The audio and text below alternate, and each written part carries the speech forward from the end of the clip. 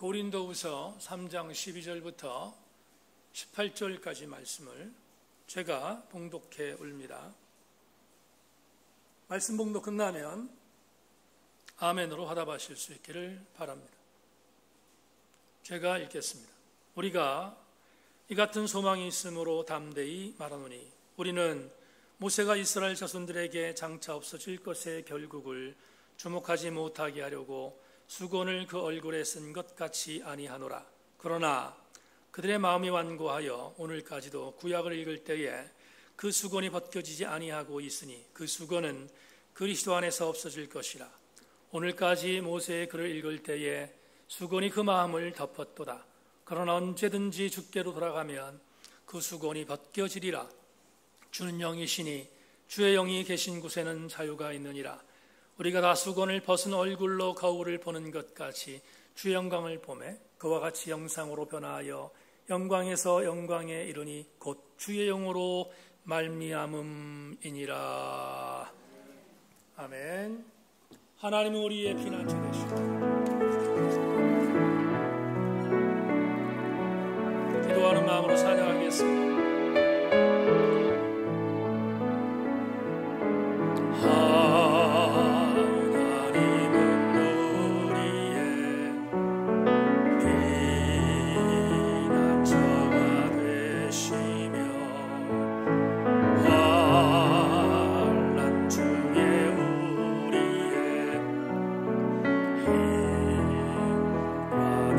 다시 한번 하나님은 우리의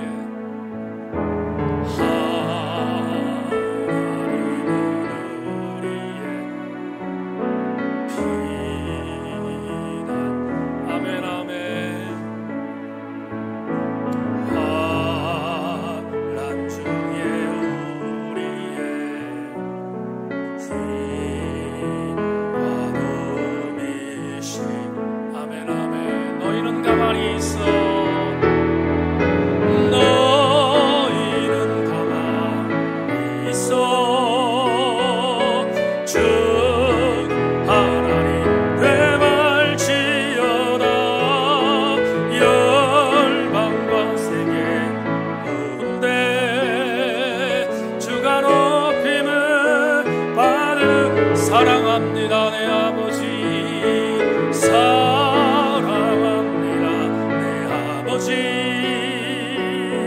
찬양합니다 내 온 맘 다하여 선포합니다 예수 그리스도 주님 오심을 기다리련만 다시 한번 너희는 가만히 있어 너희는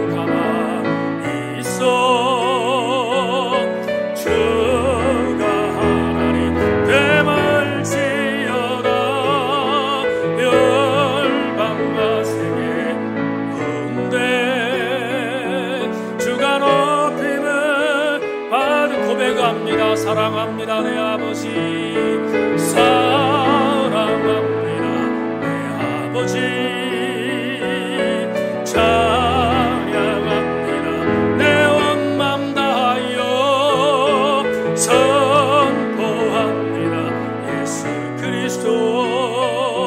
주님 오심을 기다리며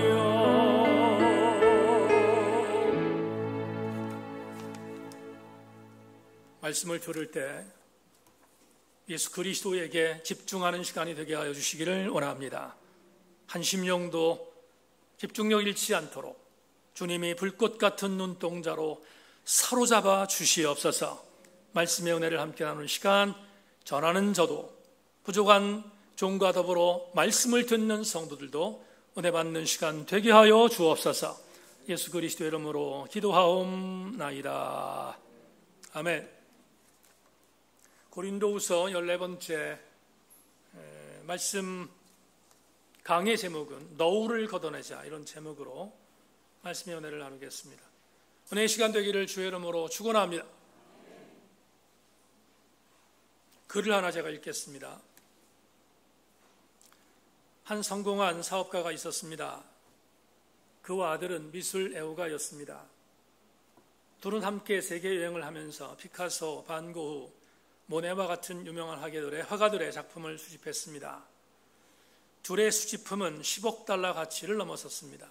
그는 자신과 같이 예술을 사랑하고 이해하는 아들이 자랑스러웠습니다. 애국심이 기뻤던 아들은 조국에 대한 자신의 의무를 다하고자 했습니다. 전쟁 중 군으로 소집된 아들은 기꺼이 조국의 부름을 따랐습니다. 그러나 전쟁에 투입된 아들은 몇 주 뒤에 실종되었습니다. 며칠 후 아들에 관한 두려운 소식이 사업가에게 도착했습니다. 아들이 부상당한 동료를 구해내고 안전한 곳으로 옮기려다 사망했다는 것이었습니다. 아버지는 아들의 죽음으로 인해 깊은 슬픔에 빠졌습니다. 집에 걸린 훌륭한 미술품도 그를 괴롭혔습니다. 이룬 아들과 함께 여행했던 즐거운 기억이 새록새록 떠올랐기 때문입니다. 어느 날 젊은 군인이 찾아왔습니다. 아들이 구해줘 목숨을 부지한 바로 그 군인이었습니다. 그는 아들이 구한 다른 군인들의 이야기와 동료들이 아들을 얼마나 좋아하고 존경했는지를 이야기해 주었습니다. 저는 그와 동료일 뿐 아니라 벗이었습니다. 저도 미술을 좋아했거든요. 아버님의 아들, 저의 벗인 친구를 기념하기 위해 그의 초상화를 그렸습니다. 아버님께 드리고 싶습니다. 그는 머뭇거리며 말했습니다. 그 초상화는 사업가의 집에 채운 다른 걸작들에 비하면 참으로 보잘것이 없는 작품이었지만 위대한 사랑으로 탄생한 작품이었습니다. 사업가는 벽난리 위에 걸린 명화들을 치우고 아들의 초상화를 걸었습니다. 그 아버지가 가장 사랑한 작품이 된 것입니다. 6달 후에 슬픔과 상실로 인해 쇠약해진 사업가는 숨을 거두고 말았습니다. 단 하나의 아들을 잃은 그에게는 상속자가 없었기에 그의 수집품들은 경매에 붙여졌습니다. 세계의 이목이 집중되었고 사람들은 명화를 입찰하기 위해 세계 각지에서 몰려들었습니다. 그러나 첫 번째 경매 작품은 많은 사람들이 기대했던 걸작이 아니라 한 군인이 그린 전산 아들의 초상화였습니다. 몇몇 사람들은 코웃음을 쳤고 다른 작품을 내놓으라고 아우성을 쳤습니다. 그러나 사회자는 물러서지 않았습니다. 이 작품이 팔리기 전에는 절대로 다른 작품을 팔지 말라는 고인의 유언이 있었다는 것이었습니다. 사회자는 입찰을 기다렸지만 누구도 사려는 사람이 없었습니다. 사회자는 맨 처음 $10,000에서 입찰 가격을 시작했지만 곧 $100라도 살 사람이 없느냐고 사정할 형편이었습니다. 죽은 청년의 선한 인상이 잘 그려진 초상화라고 그 부자를 잘 아는 지인이 $100에 사겠다고 했습니다. 사회자는 더 높은 가격을 제시할 사람이 없냐고 되물었지만 결국 아무도 없어 그 초상화는 $100에 낙찰되었습니다. 사람들은 안도의 한숨을 내쉬며 뒤이어 나올 명화들을 기대했습니다. 전 세계 박물관과 미술관에서 걸작을 목표로 달려온 그들의 마음은 설레기 시작했습니다. 그러나 다음 사회자의 말에 사람들은 기절할 만큼 놀랐습니다. 경매를 종료합니다. 초상화 속의 청년의 아버지는 이 초상화를 사는 사람에게 모든 소장품의 소유를 넘기겠다는 유언을 남겼기 때문입니다. 미국의 크리스천 프루엔서 방송인인 조니 데미슨 이 글을 읽다가 제게 문득 불현듯 다가온 생각이 있습니다. 사람은 무엇으로 살며 무엇 갖고 살아가는 것일까? 사람이란 존재는 도대체 무엇을 갖고 살아가는 존재인가 하는 생각이 불현듯 몰려왔습니다. 그러다가 어렵지 않게 제게 답으로 제시된 것은 의미였습니다. 인간은 의미를 갖고 사는 동물입니다. 만에 하나 인간이 살아감에 있어서 의미가 없는 삶을 살면 그는 사람이긴 하지만 사람일 수 없습니다. 천박한 동물에 지나지 않기 때문입니다.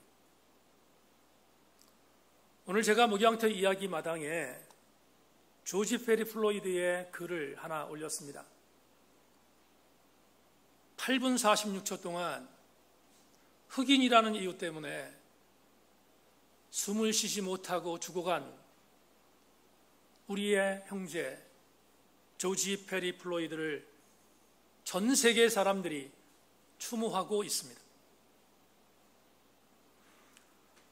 전 세계 사람들이 그를 추모하는 이유는 그가 인간의 의미를 잃어버렸기 때문입니다. 그가 인간의 의미를 갖고 살고자 했는데 타의에 의하여 그 의미를 빼앗겼기 때문입니다. 지금 전 세계의 슈퍼파워라고 하는 한 나라의 대통령을 수많은 사람들이 질타하고 있습니다. 그를 인간 말종으로 취급하고 있습니다. 이유가 뭔가? 그는 사람을 돈으로 생각하고 있기 때문입니다. 그는 사람을 자본의 한 구성원으로 생각하고 있지 의미를 갖고 사는 사람이라고 인정하지 않고 있기에 그런 생각을 하고 있는 그를 전 세계 사람들이 경멸하고 있는 것입니다. 언젠가 은퇴하신 한 목사님이 이런 이야기를 하는 것을 들었습니다. 어떤 성도가 새신자를 데리고 나왔습니다. 그런데 그 새신자가 타고 온 것이 당시에 최고의 차였던 그랜저였습니다. 그랜저를 몰고 나온 그 새신자를 영접했던 그 교회 안내위원이 목사님에게 이렇게 말했습니다. 목사님, 오늘 대허가 한 마리 왔습니다. 그 이야기를 들었던 기가 막혔던 목사님이 이렇게 말합니다. 속으로, 겉으로 말할 수는 없으니까 속으로, 그럼 티코 타고 오면 피람인가? 인간은 절대로 자본으로, 돈으로 계산되어서는 안 되는 존재인데 조지 플로이드를 추모하고 있는 이유는 그가 그런 취급을 당했기 때문임을 우리는 직시하고 있습니다. 이런 면에서 인간은 의미를 상실하면 그때부터 죽은 인생이 아닐 수 없습니다. 오늘 여러분에게 이런 질문을 던지며 설교의 화두를 끄집어낼까 합니다. 세상 사람도 의미를 부여할 때 인간으로 취급하는데 그러면 저와 여러분 같은 그리스도인들은 과연 무엇을 갖고 살아야 합니까? 우리는 무엇을 갖고 살아가야 합니까? 오늘 여러분에게 이렇게 적용해 보고자 합니다. 말할 것도 없이 그리스도인들은 영적인 의미를 갖고 살아야 되지 않겠습니까? 영적인 의미를 갖고 산다는 것이 과연 무엇일까? 오늘 본문이 우리에게 대단히 중요한 답을 제시하고 있기에 이제부터 여러분과 함께 오늘 본문을 공부해 나가도록 하겠습니다. 우린 지난주에 설교를 통해서 시내산에서 내려온 모세의 얼굴이 너무나 엄청난 광채, 빛이 나서 시내산 밑에 있었던 사람들이 과연 모세의 얼굴을 쳐다볼 수가 없었기에 서로 교제할 수 없었던 지경에 이르렀음을 지난주에 우리는 함께 나누었습니다. 그러자 사실은 모세 스스로는 자기의 얼굴에 빛이 나는지를 몰랐다고 출애굽기 34장에서 말하고 있는데 아론을 비롯한 시내산 밑에 있었던 공동체가 모세를 보기를 너무 힘들어하자 그때 비로소 모세는 이스라엘 신앙 공동체에게 연설한 이후 너무 힘들어하는 공동체의 회중들을 위하여 수건으로 자기 얼굴을 가렸다고 성경이 말합니다. 출애굽기 34장 33절 모세가 그들에게 말하기를 마치고 수건으로 자기 얼굴을 가렸더라. 여기 수건이라고 기록된 히브리어 마스베는 우리나라 성경에는 수건으로 번역되어 있지만 더 적합한 의미의 단어가 있습니다. 너훌입니다. 너훌은 이조 시대 때 여연집 여인이 외간 남자와 얼굴을 맞대고 보는 것이 윤리적으로 문제가 있다고 생각해서 양반집 교수들이 외간 남자와 만날 때 얼굴을 가렸던 것이 있습니다. 그게 바로 마스베 너울입니다. 오늘 본문에 기록된 수건은 목욕탕에서 우리가 사용하는 수건의 의미가 아닙니다. 얼굴을 가리는 데 치장하는 하나의 천조각이라고 볼 수 있습니다. 그걸 가렸다고 성경은 말하고 있습니다. 그런데 주목할 것이 하나 있습니다. 출애굽기 34장을 보면 우리가 잘못하면 잃어버릴 수 있는, 망각할 수 있는 내용이 있습니다. 뭔가 하면 여러분 출애굽기 34장 34절을 제가 읽겠습니다. 들어보십시오. 그러나 모세가 여호와 앞에 들어가서 함께 말할 때에는 나오기까지 수건을 벗고 있다가 나와서는 그 명령하신 일을 이스라엘 자손에게 전했다. 무슨 말입니까? 모세는 시내산에서 하나님과 면전 앞에 대화할 때 수건을 쓰지 않았습니다. 그러다가 시내산에서 내려와서 아론을 비롯한 이스라엘 회중들이 있는 공동체에 갔을 때 저들이 모세의 얼굴을 보기를 힘들어해서 수건을 쓴 것입니다. 또 한 가지 주목할 것은 출애굽기 34장 35절을 마저 읽겠습니다. 주목하십시오. 이스라엘 자손이 모세의 얼굴에 광채를 품으로 모세가 여호와께 말하러 들어가기까지 다시 수건으로 자기 얼굴을 가렸더라. 무슨 말입니까? 이스라엘 신앙 공동체와 대화할 때는 수건으로 얼굴을 가렸지만 다시 모세가 하나님 앞으로 나아갈 때는 수건을 걷어버렸다고 했습니다. 왜 그랬을까요? 이유가 뭘까요? 회중들 앞에서는 너울로 자기 얼굴을 가렸지만 왜 하나님 앞에 갈 때는 너울을 다시 걷어냈을까? 너무 쉽습니다. 어렵지 않습니다. 모세가 쓰고 있는 자기의 얼굴이라는 빛이 사람들 앞에서는 광채처럼 보였을지 모르지만 하나님 앞에서는 아무짝에 쓸모없는 것이었기 때문에 그렇지 않겠습니까? 하나님 당신이 영광인데 하나님 자체가 빛인데 어떻게 모세가 자기 얼굴이라는 빛과 견주어 비교할 수 있겠습니까? 그러니까 하나님 앞에 섰을 때 모세는 너울을 가릴 필요가 없었습니다. 반면 죄악에 빠져있는 이스라엘 회중 앞에 섰을 때는 그들이 모세의 얼굴을 볼 수 없어서 너울로 모세가 자기의 얼굴을 가릴 수밖에 없었음을 출애굽기 34장에 우리에게 보고하고 있습니다. 여기까지가 출애굽기 34장의 말씀에 대한 해석입니다. 그런데 오늘 본문으로 돌아갑시다. 이 출애굽기 34장의 본문을 바울이 인용합니다. 인용하는데 약간의 차이가 있습니다. 여러분 잘 따라오십시오. 차이가 있어요. 오늘 본문 13절로 15절을 자막을 통해 따라오십시오. 우리는 모세가 이스라엘 자손에게 장차 없어질 것에 결국을 주목하지 못하게 하려고 수건을 그 얼굴에 쓴 것 같이 아니하노라. 그러나 그들의 마음이 완고하여 오늘까지도 구약을 읽을 때에 그 수건이 벗겨지지 아니하고 있으니 그 수건은 그리스도 안에서 없어질 것이라. 오늘까지 모세의 글을 읽을 때에 수건이 그 마음을 덮었도다. 이게 무슨 말인가? 바울의 해석을 지금부터 말씀을 드립니다.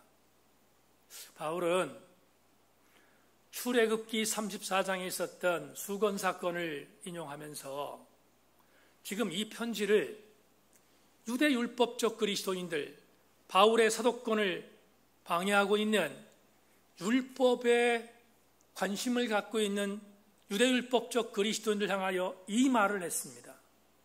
왜 이 말을 했는가? 간단합니다. 바울은 모세의 출애굽기 34장의 말을 인용하면서 이렇게 그들을 애둘러 공격한 것입니다. 어떻게? 모세는 너울로 얼굴을 가리지 않았느냐? 그런데 너희는 아직도 구약을 읽으면서 그 너울을 쓰고 있다는 거예요. 모세는 벗었는데, 하나님 앞에서 모세는 벗었는데 너희는 그 너울을 지금도 쓰고 있다는 것입니다. 다시 말하면 율법을 포기하지 않고 있다는 거잖아요. 그 율법을 포기하지 않고 그 율법을 갖고 나를 공격한다고 지금 말하고 있습니다. 그러면서 바울은 이렇게 말합니다. 너울을 벗어야 한다. 이유가 뭐냐 하면 오늘 분명히 말합니다. 수건은 벗겨질 때가 있는데 예수 그리스도께서 우리에게 오면 그 수건은 쓸데없어진다는 것입니다. 예수 그리스도께서 우리에게 오셨기에 그 수건은 이제 쓸데없어졌다는 것을 강조하고 있습니다. 여러분 잘 보세요. 잘 보십시다. 모세가 회중 앞에 섰을 때는 수건으로 가렸습니다. 하나님 앞에 갈 때는 수건을 걷었다고 했습니다. 이유는 하나님 앞에 수건은 쓸데없는 것이기 때문입니다. 그러면 이런 전제가 있는 것이요. 수건은 제한적이에요. 수건은 제한적인 것뿐만 아니라 수건은 한시적이에요. 이걸 조금 쉽게 말하겠습니다. 수건이 제한적이고 수건이 한시적이라는 것은 이런 거죠. 율법이 쓰일 때만 있었다는 거예요. 율법은 한시적이에요. 율법은 제한적이에요. 언제입니까? 소그룹에서 열심히 가르쳤어요. 여러분에게. 뭐라고? 성경은 세 가지의 심판시대가 있다고 말씀드렸습니다. 아담부터 모세까지를 양심심판시대라고 했습니다. 양심심판시대. 이 양심심판시대에 양심이 구원을 했습니다. 그런데 양심으로 구원받은 인간은 존재하지 않았습니다. 하나님이 안타까워 모세를 들으셨습니다. 모세에게 양심 대신 주셨던 것이 뭐예요? 율법이었습니다. 율법 심판시대를 통하여 인간을 구원하라고 했습니다. 그런데 역시 모세 역시 율법을 안전하게 지키지 못했어요. 율법으로 구원받을 육체가 없다고 바울이 말하고 있습니다. 주님은 안타까운 마음으로 세 번째 복음을 주셨어요. 복음은 예수 그리스도 있습니다. 자, 시기를 구분하겠습니다. 아담부터 모세까지를 양심시대, 모세부터 예수 그리스도가 오시기 전까지를 율법 심판시대, 그리고 오신 예수부터 다시 오실 예수 그리스도께서 오실 때까지를 복음 심판시대라고 했습니다. 그렇다면 이런 정리가 가능해요. 너훌, 율법의 효용 기간은 예수 그리스도께서 오시기 전까지입니다. 아멘. 예수 그리스도께서 오시기 전까지 율법은 필요했습니다. 그런데 예수님이 오셨습니다. 바울이 말합니다. 예수님이 오셨기 때문에. 오늘 14절부터 15절 말씀 보세요. 14절부터 15절 이렇게 말합니다. 그러나 그들의 마음이 완고하여 오늘까지도 구약을 읽을 때에 그 수건이 벗겨지지 아니고 있으니 그 수건은 그리스도 안에서 없어질 것이라. 오늘까지 모세의 글을 읽을 때에 수건이 그 마음을 덮었도다. 그 수건은 그리스도 예수께서 오면 없어질 것임을 바울이 분명히 선포하고 있습니다. 16절을 대단히 중요한 성경 구절 본문 16절을 마저 보겠습니다. 16절 그러나 언제든지 주께로 돌아가면 그 수건은 어떻게 돼요? 벗겨질 것이라고 선포하고 있습니다. 여기까지가 오늘 바울이 모세의 너울 사건을 인용한 바울의 신학입니다. 자, 이제 마지막으로 17절부터 18절까지 말씀. 제가 설교 준비하다가 이건 바울의 천재성이다 생각했던 부분입니다. 17절 18절 같이 한번 읽어볼까요? 시작. 주는 영이시니 주의 영이 계신 곳에는 자유가 있느니라. 우리가 다 수건을 벗은 얼굴로 거울을 보는 것 같이 주의 영광을 보매 그의 같은 형상으로 변화하여 영광에서 영광에 이르니 곧 주의 영으로 말미암음이니라. 여러분, 시내산에서 모세가 내려왔을 때 아론을 비롯한 회중들이 모세를 볼 수 없었다고 했습니다. 왜 그랬겠습니까? 당연합니다. 시내산에서 하나님의 영을 받고 내려왔던 모세의 얼굴은 빛났지만 금송아지를 섬기고 있었던 죄악 많은 이스라엘 회중은 영광을 볼 수 없을 정도로 죄에 찌들려 있었기 때문입니다. 한쪽은 빛이 났지만 한쪽은 빛이 없었습니다. 그래서 서로 대면할 수 없었습니다. 그런데 다시 모세가 하나님 앞에 갔을 때 너울을 벗었다고 했습니다. 여러 번 강조했습니다. 이유는 간단합니다. 아무리 모세의 얼굴에 난 빛이 아름다워도 하나님 앞에서는 전혀 쓸데없는 것이기 때문이었습니다. 그러면 이런 생각이 들어요. 바울이 모세의 이야기를 하면서 이렇게 말합니다. 우리도 지금 우리가 쓰고 있는 수건을 벗어야 한다는 거예요. 걷어내야 한다는 거예요. 율법주의자들을 향해서, 자기를 공격하고 있는 율법주의를 향해서 너희들이 어느 때까지 율법에 묶여 있을 것인가? 하나님의 영광을 통하여 자유함을 주셨던 그 자유함을 받기 위하여 수건을 벗어 던지라고 오늘 17절부터 18절에서 마지막으로 말하고 있습니다. 이 구절을 읽다가 복음서 한 구절이 생각났습니다. 기가 막힌 해석일 수 있습니다. 누가복음 23장 44절로 46절. 때가 제6시쯤 되어 해가 빛을 잃고 온 땅에 어둠이 임하여 제9시까지 계속하며 성소의 휘장이 한가운데까지 찢어지더라. 예수께서 큰 소리로 불러 이르시되 아버지 내 영혼을 아버지의 손에 부탁하니라 하고 이 말씀을 하신 후 숨지시니라. 무슨 말입니까? 예수께서 율법을 완성하시기 위하여 십자가에 못 박혀 돌아가시고 난 그 순간 헤롯 성전의 지성소와 성소를 가리고 있는 휘장, 여러분 오른쪽에 보이시는 휘장, 지성소와 성소를 가리고 있었던 구약적인 율법의 대명사 휘장이 위에서부터 밑으로 찢어졌다고 했습니다. 여기 나오는 휘장이라는 이 헬라어 단어 카타 페타스마라는 이 단어를 영어 성경에는 베일이라고 했습니다. 베일이 뭡니까? 너울입니다. 베일이 뭐예요? 너울이에요. 너울. 오늘 바울이 말한 뭐예요? 너울입니다. 여러분, 예수께서 오시기 전까지는 지성소와 성소가 베일로 가려져 있었습니다. 하나님과 인간의 관계는 그만큼 죄로 인하여 멀어져 있었습니다. 그런데 우리 주 예수 그리스도께서 오심으로 그 베일을 찢었습니다. 이제부터는 율법이 우리를 구원하는 것이 아니라 예수 그리스도의 복음이 우리를 구원함을 알려주고 있습니다. 이제 오늘 본문 해석을 마쳤습니다. 그러면 지금까지의 이 본문을 통하여 우리가 오늘의 언어로 얻어야 할 영적 교훈을 찾고 설교를 마무리하겠습니다. 자막 보겠습니다. 이제부터 더 중요한 집중력을 요합니다. 사랑하는 세인교회 성도 여러분, 여러분 중에 주 예수 그리스도에게로 가까이 가지 못하게 하는 일체의 종교적 너울이 있다면 그 너울을 걷어내십시오. 제가 이 단어를 썼습니다. 종교적인 너울이라고 했습니다. 왜 종교적인 너울이라는 말을 썼는지 지금부터 설명하겠습니다. 지난 주간 교회에 공사가 있었습니다. 사택공사가 있었는데 전기공사였습니다.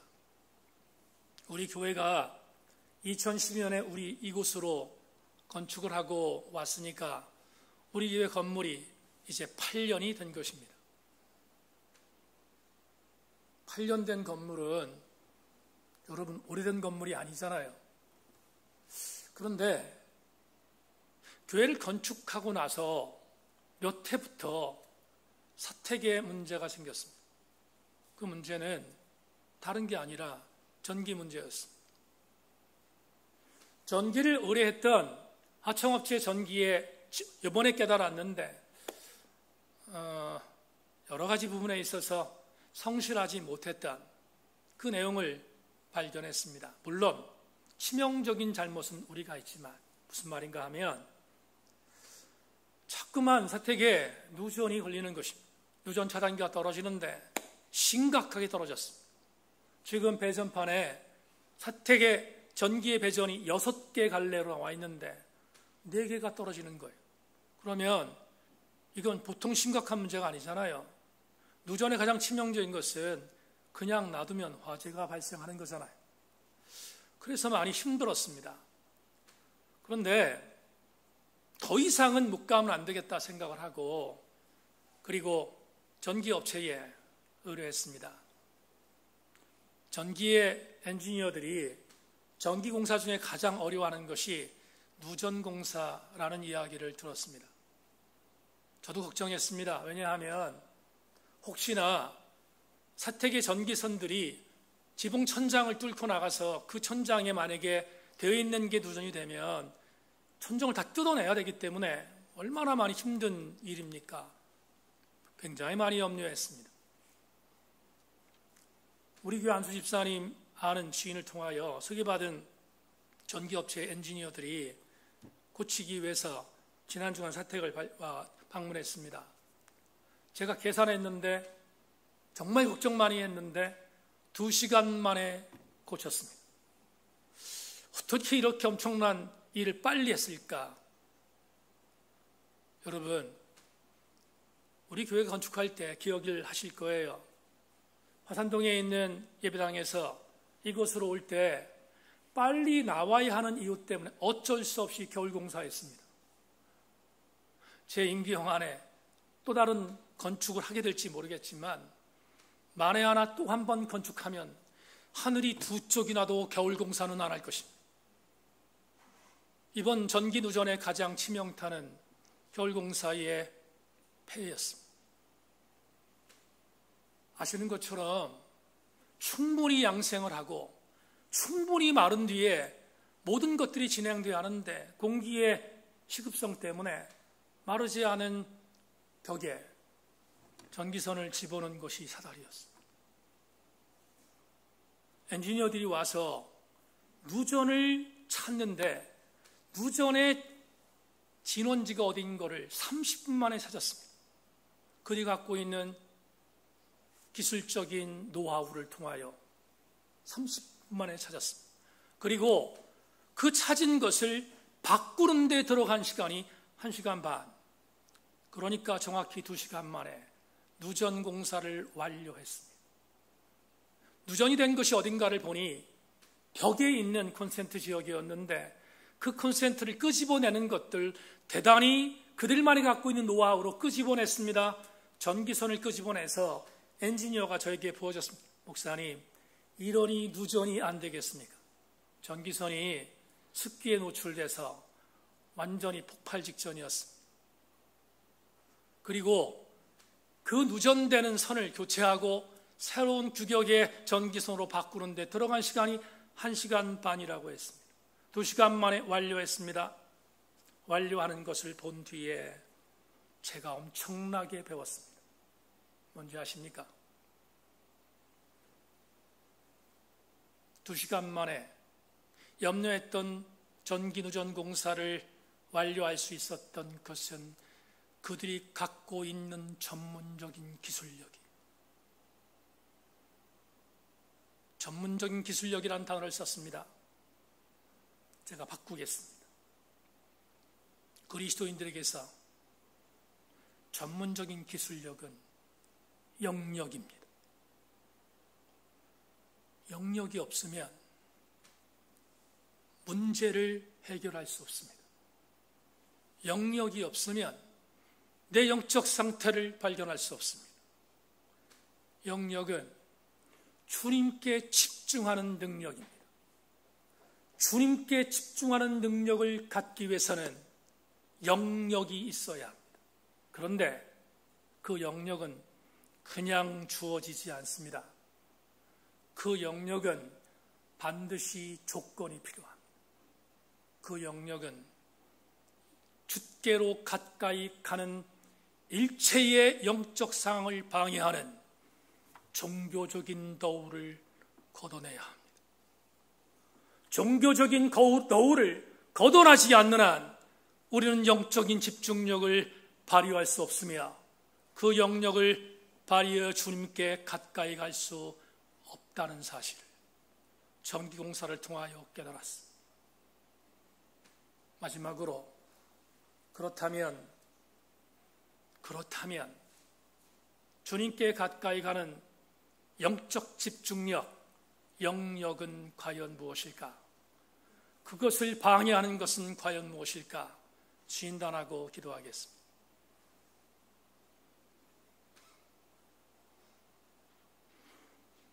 세인의 교우 여러분, 지금 여러분들은 예수 그리스도께 가고 있습니까? 지금 여러분은 예수 그리스도를 향하여 고개를 돌리고 있습니까?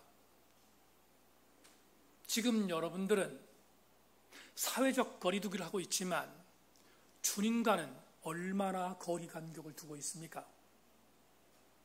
지금 여러분은 여러분의 영적 시야 안에 주님이 들어와 계십니까? 진단해 보십시다. 목사님, 예수 믿은 지 수십 년이 됐습니다. 내 신앙적인 캐리어는 이 정도입니다. 목사님, 저는 이 정도의 교회적인 직분적인 위력을 갖고 있는 사람입니다. 목사님, 제 이력서를, 신앙 이력서를 쓰면 앞장에 다 못 씁니다. 뒷장까지 가야 할 정도로 저는 여러 가지의 캐리어가 있습니다.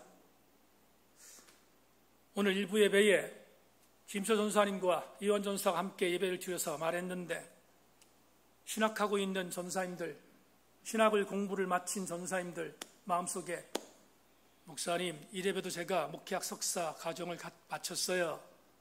내가 THM을 하고 이제 조금 있으면 신학 박사 과정에 들어갈 수 있을 것 같아요. 아버지, 제가 이제는 이 정도가 됐어요 라고 말할 수 있을 것 같습니다. 심지어 어떤 성도는 이런 분이 있어요. 목사님, 성경 몇 번 읽으셨습니까? 저는 성경 100독 했습니다 하는 분도 있을 수 있습니다. 또 어떤 분이 이렇게 말합니다. 목사님, 제가 이런 영성훈련 받고 저런 영성훈련 받으면서 받은 바 은사가 얼마나 많은지 아십니까? 제가 받은 바 은사는 절대로 깔볼 게 아닙니다 라고 말하는 분이 있을 줄 압니다. 맞습니다. 좋습니다. 그렇지만 한 가지 경성하십시다. 혹시나 지금 말했던 이 모든 것들이 예수 그리스도를 위하여 가까이 가는 도구라면 괜찮지만, 만에 하나 이 모든 것들이 예수 그리스도에 가까이 가지 못하게 만드는 종교적인 너울이라면 걷어내십시오. 벗어버리십시오. 그래야 예수 그리스도에게 집중력을 갖고 가까이 갈 수 있습니다. 우리의 진짜 목적은 예수 그리스도에게 가까이 가는 것이 아니겠습니까? 그게 우리의 신앙의 목적이지 않겠습니까? 주님의 나라 임할 때 너 교회에서 무엇하고 왔느냐를 주님은 절대로 묻지 않으십니다. 주님의 나라 임할 때 주님이 우리에게 물으실 것은 너는 나와 무슨 관계를 맺고 살았는가를 물으실 것입니다. 그러므로 우리의 신앙의 여정은 절대로 종교적인 너울을 자랑하지 말아야 합니다. 우리는 내가 주님과 얼만큼 깊은 관계를 갖고 신앙의 여정에 살아왔는가를 목적해야 할 것입니다. 말씀을 맺겠습니다. 지난 주간 목사로 살아가면서 참 가슴 아픈 일들을 많이 봤습니다. 자기가 배 아파서 난 자식이 아니라고 무려 9시간 동안 가방에 싸서 남의 아들의 자식이라고 죽게 만든 계모,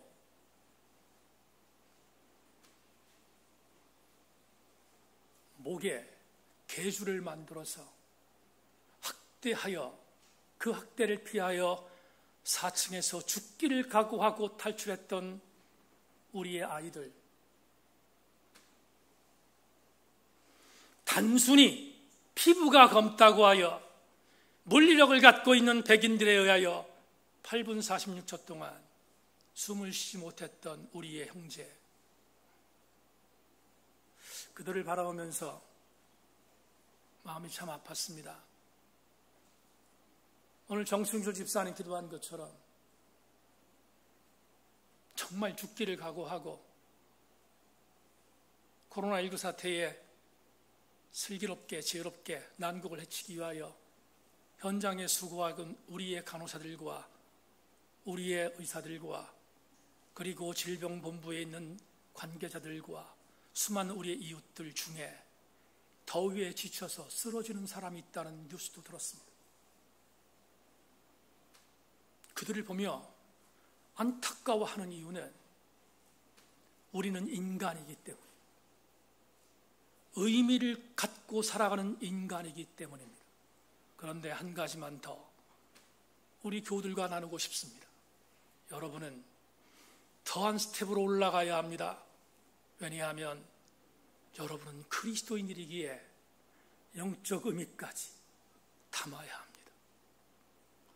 자기가 통치하는 나라에 한 사람이 목이 절려 죽어가서 수많은 나약한 사람들이 아파하는 순간 성경책 들고 교회의 앞마당에 가서 폼 잡고 사진 찍는 대통령이 있는 나라는 비극이지 않습니다. 오늘 사랑하는 새인교회 지체들이여, 우리 모두에게 이런 애가 있었으면 좋겠습니다. 나는 지금 예수 그리스도와 얼만큼 중요한 영적인 의미를 갖고 살아가고 있는가 물어야 되지 않겠습니까? 그러려면 나를 지금 감추고 있는 수많은 종교적인 너울들을 걷어내야 합니다. 그걸 걷어내면 비로소 그때부터 여러분들은 주님과 함께 신실하게 동행할 수 있음을 믿고 우리 모든 성도들마다 내 갖고 있는 종교적인 수건들을 벗어버리는 우리 모든 성도들 되기를 주의 이름으로 축원합니다. 하나님 감사합니다. 오늘 주의 말씀을 나누었습니다. 내가 지금 나를 포장하고 있는 일체의 종교적인 너울들을 벗어버리게 하시고 온전히 예수 그리스도, 우리의 본질이신 예수 그리스도, 그분께 가까이 가는 우리들이 되게 하여 주옵소서. 하나님, 우리 새인교회에 속해 있는 모든 성도들은 주님께 집중하게 하여 주옵소서. 예수 그리스도의 이름으로 간절히 기도하옵나이다. 아멘. 거친 세상에서 찬양합시다.